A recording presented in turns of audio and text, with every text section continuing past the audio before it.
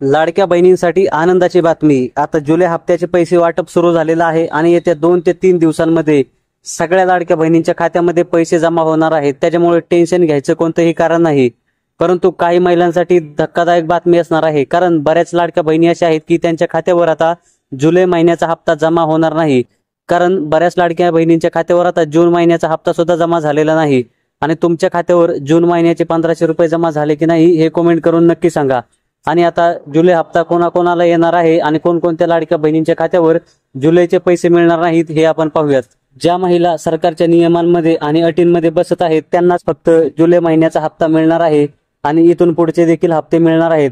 आणि ज्या लाडक्या बहिणी सरकारच्या नियमांमध्ये आणि अटींमध्ये बसणार नाहीत त्यांना मात्र या योजनेतून अपात्र ठरवलं जाणार आहे। आता सरकारचे नियम कोणकोणते असणार आहेत हे आपण पुढे पाहूयाच। परंतु जर तुम्ही आपल्या चॅनलवर नवीन आला असाल तर चॅनलला सबस्क्राइब नक्की करा, कारण या चॅनलवर तुम्हाला लाडकी बहीण योजनेच्या सगळ्या अपडेट लवकरात लवकर आणि अचूक पाहायला मिळतात।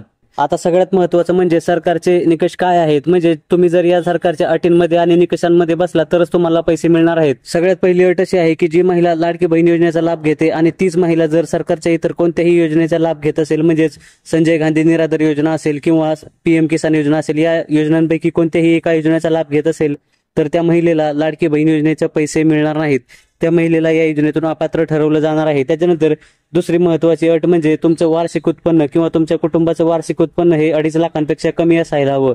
आणि जर तुमचं वार्षिक उत्पन्न हे 2.5 लाखांपेक्षा जास्त असेल तर मात्र तुम्हाला या योजनेतून अपात्र ठरवलं जाणार आहे। त्याच्यानंतर तिसरी महत्त्वाची अट म्हणजे तुमचं आधार कार्ड हे तुमच्या बँक अकाउंटशी लिंक असायला हवं। त्यामुळे लवकरात लवकर बँकेमध्ये जाऊन तुमचं आधार कार्ड हे तुमच्या बँक अकाउंटशी लिंक आहे की नाही हे चेक करून घ्यायचं। त्याच्यानंतर चौथी महत्त्वाची अट म्हणजे तुमच्या घरी 4 चाकी वाहन नसावे, म्हणजे जर तुमच्या घरी 4 व्हीलर असेल तरी देखील तुम्हाला या योजनेतून अपात्र ठरवलं जाणार आहे। त्याच्यामुळे तुम्ही या सरकारच्या सगळ्या नियमांमध्ये आणि अटींमध्ये बसता की नाही हे आम्हाला कमेंट करून नक्की सांगा। आणि जर आपला हा व्हिडिओ आवडला असेल तर व्हिडिओला लाईक करा, कमेंट करा आणि आपल्या चॅनलला सबस्क्राइब नक्की करा। जय हिंद, जय महाराष्ट्र।